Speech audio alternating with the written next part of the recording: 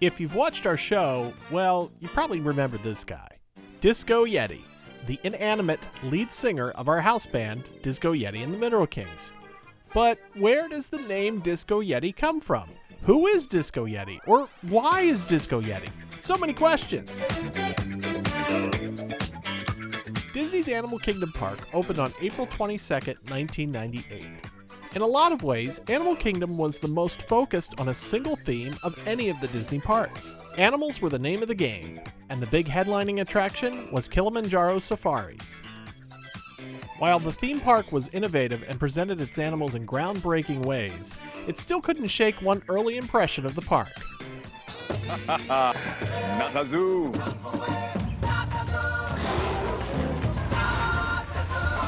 Not a zoo.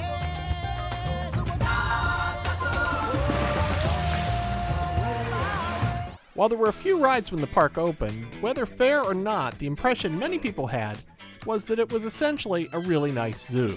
Not a zoo. Help was on the way, though, in the form of new attractions, including a groundbreaking roller coaster.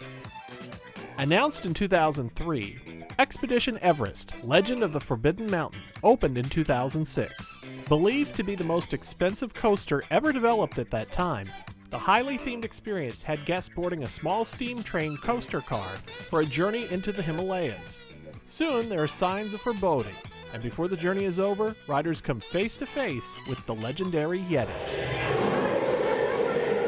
In this case, the Yeti stands 25 feet tall, and when installed was the most complex animatronic Disney had ever made. The Yeti moved swiftly, and his huge arms seemed to swipe dangerously close to riders, providing quite a thrill. Disco Yeti, you're a big fan? But if you've been on Expedition Everest since, say, the last 15 years, that isn't quite how the encounter with the Yeti plays out.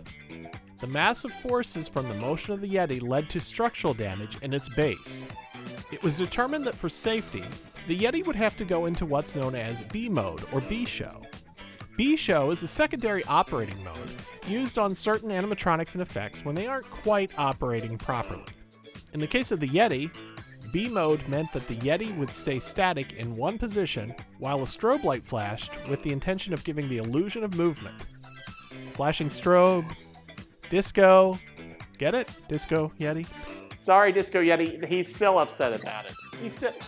Exactly.